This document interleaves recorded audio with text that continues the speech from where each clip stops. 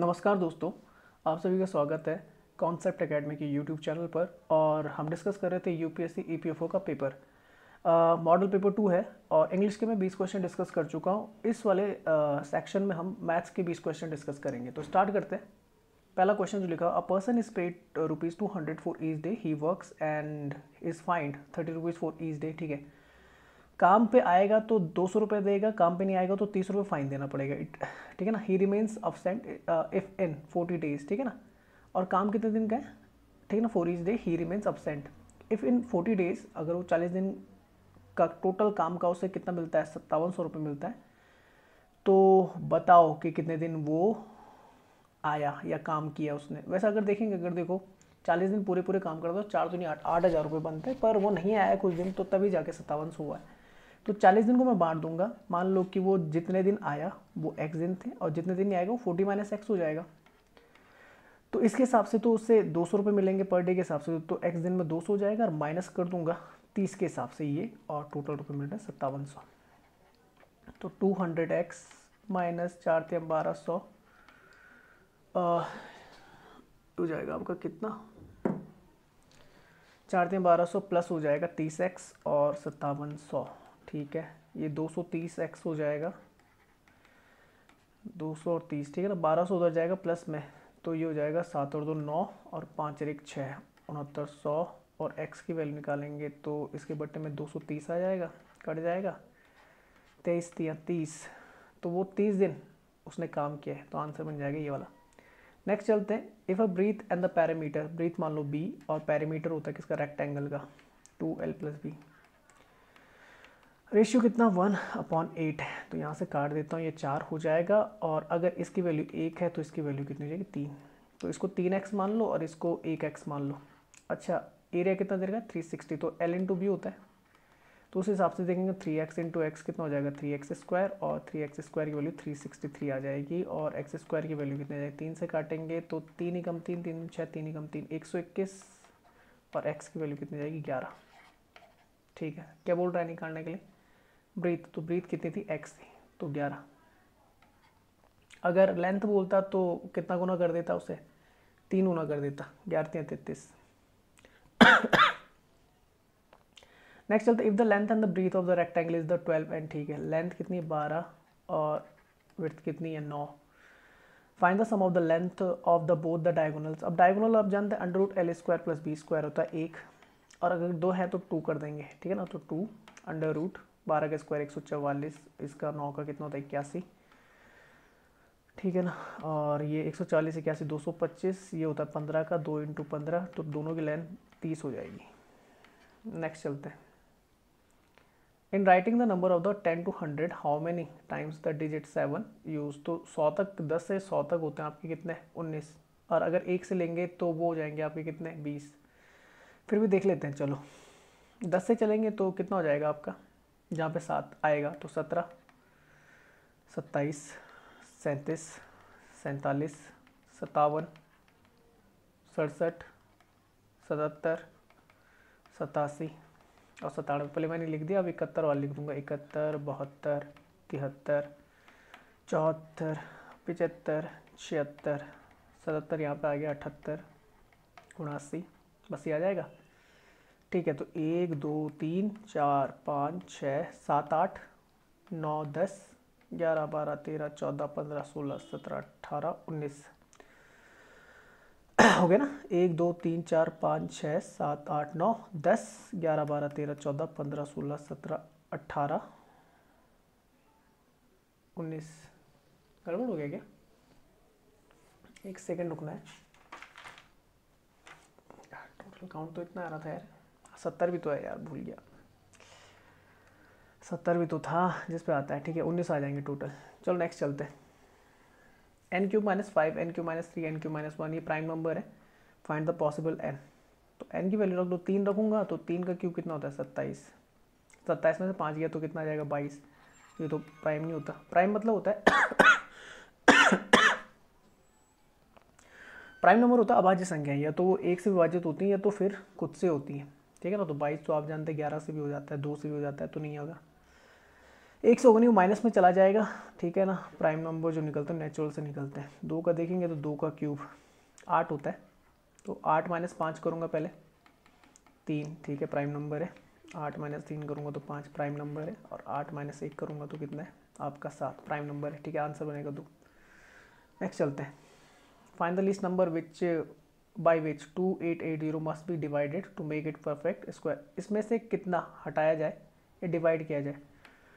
तो 2880, 4 तो आता है इसमें, 4 को लेता हूँ, 4 सत्ते 28 और 4 दूनी 8, ये आ जाएगा। 4 तो आप जानते हैं कि परफेक्ट स्क्वायर होता ना, तो 4 को ऐसे रन दूंगा, इसे लिख सकता हूँ 9 8 72 80, ये दोनों तो परफेक्ट हो गए। 80 को करता हूँ तो 80 को कितना लिख सकता हूँ 16 85, कितना लिख सकता हूँ 16 85। तो ये भी स्क्वायर होता है 4 का, ये स्क्वायर होता है 3 का, ये होता है 2 का, 5 एक्स्ट्रा है तो 5 से भाग देना पड़ेगा।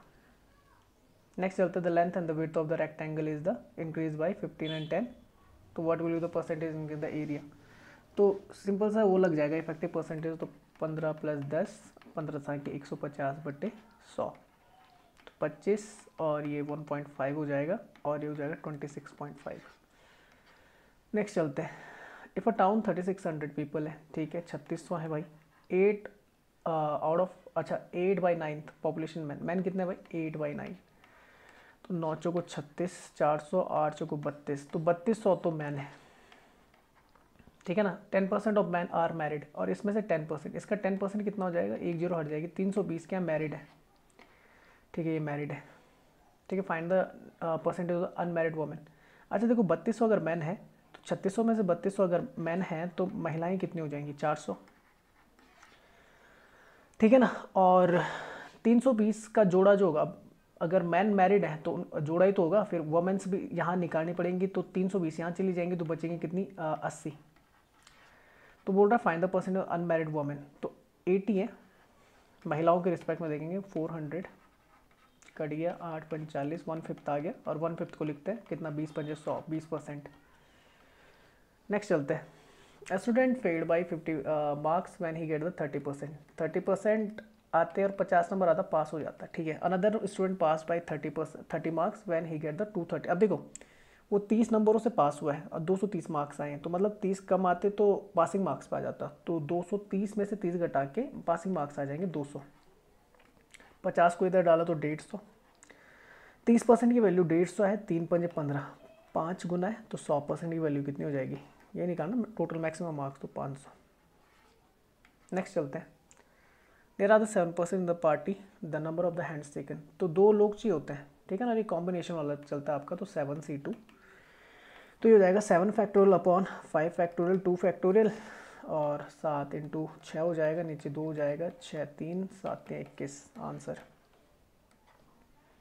नेक्स्ट चलते हैं, the cost price of 33 books is the same. तो 33 का जो कॉस्ट प्राइस है वो x के सेलिंग प्राइस के बराबर है, तो कॉस्ट प्राइस और सेलिंग प्राइस के बीच का रेशियो आ गया x/33। प्रॉफिट होता है 10% का, 10% को लिखते हैं 1/10, 10 पे 11 का फ़ायदा, मतलब सेलिंग प्राइस कितना 11 है, 11 नहीं है, कितना बोल रहा है 33 बोल रहा, तो 11 33, तो ठीक है। कॉस्ट प्राइस भी 10 ना होके कितना हो जाएगा 3 गुना होगा, तो 11 3 30, ये कितनी आ जाएगी वैल्यू 30, ठीक है। नेक्स्ट चलते हैं, लिखा in what ratio sugar costing ₹40 be mix with the 48 वाले के साथ मिक्स करना है, as to earn profit 20% by selling the 54, ठीक है। 20% प्रॉफिट है, देखो अगर कॉस्ट प्राइस है यहाँ पे कॉस्ट प्राइस हो तो जो बीच में आएगा वो भी कॉस्ट आना चाहिए, पर ये सेलिंग है। 20% लिखते हैं 1/5, और 5 पे 1 का फ़ायदा हो तो 6 पे बिक रहा है, 6 नहीं है वो बोल रहा है 54 है, तो 6 नम 54, तो ठीक है। रेट आ गया उसका, कॉस्ट प्राइस आ गया 9 × 45, तो 45 कॉस्ट पड़ा था उसका। यहाँ से गैप देखेंगे 3 का, यहाँ से देखेंगे 5 का, रेशियो हो जाएगा पहली वैरायटी और दूसरी वैरायटी का 3:5। नेक्स्ट चलते हैं, in the arithmetic progression 7 13 19 13 19 term देखनी है, 7 13 19, और कौन सी टर्म देखनी, 19th टर्म देखनी है, ठीक है। तो गैप कितने का बन रहा है, गैप बन रहा है 7 और 6 13, तो ए की वैल्यू तो ये फर्स्ट टर्म ये है, ये कॉमन डिफरेंस है, और टी एन निकालना है मुझे, तो टी एन निकालना है तो कितना हो जाएगा, T N equal to the A + n-1d arithmetical progression में, ठीक है ना। तो ए कितना है आपका 7, एन कितना है, तो टोटल टर्म्स कितने 19, तो n की वैल्यू कितनी 19, यहाँ पे 1 और d की वैल्यू कितनी 6। तो 7 + 18 × 6, 7 + 18, 18 पंजे 18 छते 18 से 54, 18 चौहत्तर, 18 पंजे 90, 88 के 108, 108 + 7 115। नेक्स्ट चलते हैं, what will be the average of the 16, 17, 18 up to the 15 terms. अच्छा देखो 16 है, 17 है, 18 है और 15th टर्म तक जाना है। तो 15 टर्म मुझे पता करना पड़ेगा। अब देखो यहाँ पे अगर मैं यहाँ पे चलूँ तो 16 के बाद क्या आता है, 17 आता है ना आपका। तो ये देखो ये सेकंड टर्म है, ये कौन सी टर्म है, सेकंड टर्म है। और इसी तरीके से अगर ये सेकंड टर्म है तो 16 के बाद जो सेकंड टर्म आ रही है वो कितनी 17 है। तो 15 तक अगर मैं टर्म देखूंगा तो मैं कितना जोड़ना पड़ेगा, देखो यहाँ पे गैप कितने का बन रहा है, 1 का। गैप 1 का बन रहा है जब सेकंड टर्म में जा रहे हैं, ठीक है ना। और जब थर्ड टर्म में जाएगा तो 2 का गैप बन जाएगा। मतलब आपको जितना टर्म ये बोल रहा है उससे एक कम जो भी होगा, तो 15 से एक कम कितना हो जाएगा 14। वही क्या हो जाएंगे 14 टर्म्स आगे चल जाना। तो 16 से 14 टर्म आगे जाऊंगा तो प्लस करके कितना आ जाएगा 30। तो 16 से लेकर 17 ऐसे 18 ऐसे चलते हुए ये कहाँ तक जाएगा, तो जो 15वां टर्म होगा वो 30वां होगा। अब एवरेज निकालना है तो पहले और लास्ट का निकालो, वही एवरेज होता है। तो 16 और 30 का एवरेज निकालेंगे तो 30 और 16 कितना होता है आपका 46 और बटे 2, ये हो जाएगा 23। नेक्स्ट आता है fifth and the 9th term of the arithmetical progression 24, ठीक है। तो फिफ्थ टर्म होगा तो a + 4d हो जाएगा 24 और 9th है तो a + 8d होगा आपका कितना 38, ठीक है। ऊपर वाले को माइनस कर देता हूँ तो कट गया, 8 में से 4 गया तो 4d और 4d की वैल्यू 38 में से 24 जाएगा तो कितना बचेगा 14। डी की वैल्यू जाएगी 14/4 और 4 × 12, 2 20, 4 × 5 20। तो डी की वैल्यू कितनी आएगी 3.5। Find the first term. तो फाइंड द फर्स्ट टर्म तो आपको कुछ नहीं करना, देखो ये चौथा टर्म है ना, चौथा टर्म से आपको कितना निकाल देना, 4d बाहर निकाल देना। अरे यार ये तो था ही ना, 4d की वैल्यू ये तो थी। तो 4d की वैल्यू कितनी आ गई 14 थी, तो a की वैल्यू कितनी आ जाएगी 24 में से 14 घटा दो तो ये आ जाएगा 10। ये करने की जरूरत ही नहीं थी नीचे वाली, ऐसे हटा देता हूँ मैं। नेक्स्ट चलते। अच्छा लिखा हुआ the following table shows the total number of the student in the department of the institute along with the percentage of the females and the male student. Answer the question 1 to 5 based on the data given below. 1 to 5 तो है नहीं कुछ, चलो देख लेते हैं question के लिए। What is the respective ratio of the number of the females in the mechanical department. Mechanical में कितनी भाई 23% ऑफ वोमेन है, तो 23% है। और क्या निकालना है, रेशियो निकालना है। तो नीचे भी ठीक है वो बाई 100 आना, लिखने की जरूरत नहीं होगी। 23 किसका 900 का। Department to the number of the females in the electronic department. Electronics में कितनी 44% है 450 का, 44% है 450 का। तो बस यही निकालना आपने। तो 45 × 90 ये 2 बार कटेगा, 2 से काटेंगे 22 बार कटेगा। तो अनुपात आ गया 23:22। नेक्स्ट चलते हैं। B is twice efficient than A, ठीक है। ए अगर 1 यूनिट काम करता है तो बी उससे दुगना काम कर लेता है, ये बोल रहा है। दोनों मिलके कितना काम कर लेंगे, सॉरी दुगना करता है ना 2 यूनिट, दोनों मिलके कितना यूनिट काम कर लेंगे 3 यूनिट पर डे के हिसाब से मानने से। और द वर्क, ठीक है ना, the two complete the work by both A and be together. तो 3 यूनिट कर रहे हैं पर डे में, 22 दिन में काम खत्म कर देते। तो 22 दिन का काम कितना होता है 22 या 66 यूनिट। अच्छा find the number of days taken by B to complete the work alone, ठीक है। तो बी को 66 यूनिट करना है 2 यूनिट के हिसाब से, तो कितने दिन लेगा 33 दिन। नेक्स्ट चलते हैं। इन 100 मीटर रेस अब A beat B by the 10 meter और 2 सेकेंड, ठीक है।